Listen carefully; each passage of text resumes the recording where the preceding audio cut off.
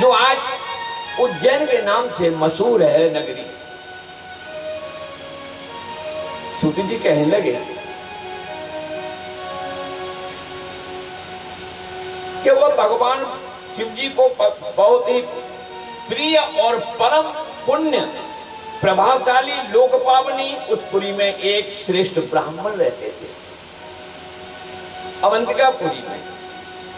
और जो शुभ कर्म परायण, वेदों के स्वाध्याय में लयलीन, धर्म परायण, विवेकशील, बहुत ही विद्वान, पूजा में भगवान के नित्य प्रतिदिन शिव यानी पार्थिव शिवलिंग का निर्माण करके दिन प्रतिदिन पूजन किया करते थे। और उनके 4 पुत्र, वेद प्रिय नामक उनका वेद प्रिय नाम था ब्राह्मण का।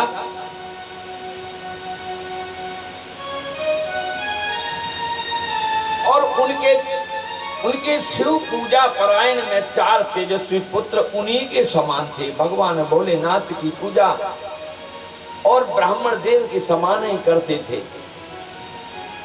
सद्गुणों में कम नहीं थे, उन्हीं के समान देव प्रिय, प्रिय मेघा और सुकृत और सुब्रत। उनके सुखदायक गुण वहां सदा बढ़ने लगे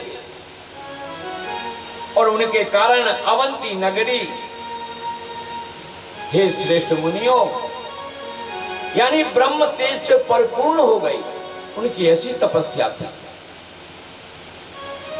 और उसी समय रतनमाल पर्वत पर दूषण नामक एक धर्म द्वेषी असुर ने ब्रह्मा जी से तपस्या करके वरदान प्राप्त करके, और वरदान यानी प्राप्त करके वेद, धर्म और धर्मात्माओं पर आक्रमण कर दिया। और फिर अंत में तो उसने अवंतिकापुरी पर चढ़ाई और अपनी सेना को आदेश भी दे दिया कि इन ब्राह्मणों को समस्त यानी समाप्त कर डालो, मार डालो।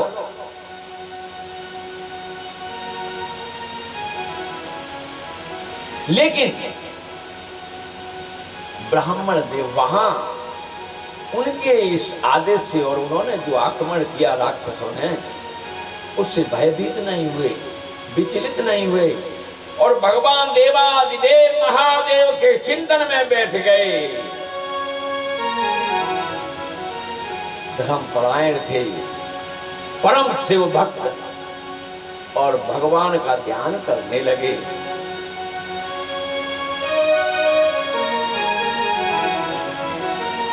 और ध्यान करते करते भगवान शिवलिंग का पूजन करके और भगवान का जैसे ध्यान किया, इतने में सेना सहित दूसर ने आकर उन ब्राह्मणों को देखा और उनके ऊपर अत्याचार करने लगा।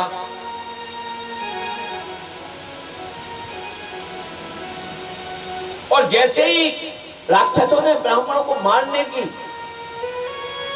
कोशिश यानी प्रयास किया, क्यों ही उनके द्वारा पूजित, जहां वो भगवान ब्राह्मण देव पूजन कर रहे थे भगवान का, और वहीं पर विशाल ज्योतिर्लिंग वहीं प्रकट हुआ।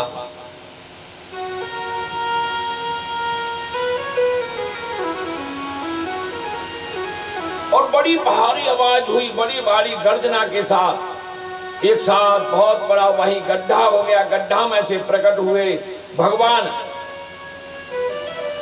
जो महाकाल के नाम से विख्यात हुए और दुष्टों के जो विनाशक हुए। तो बोलिए महाकालेश्वर भगवान की जय। इस प्रकार कथा महाकालेश्वर की बहुत लंबी है। अब हम कथा की तरफ इनकी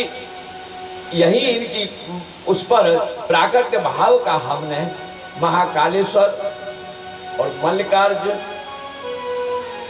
इन दोनों भगवान भोलेनाथ के प्राकृत का प्रसंग सुनाया।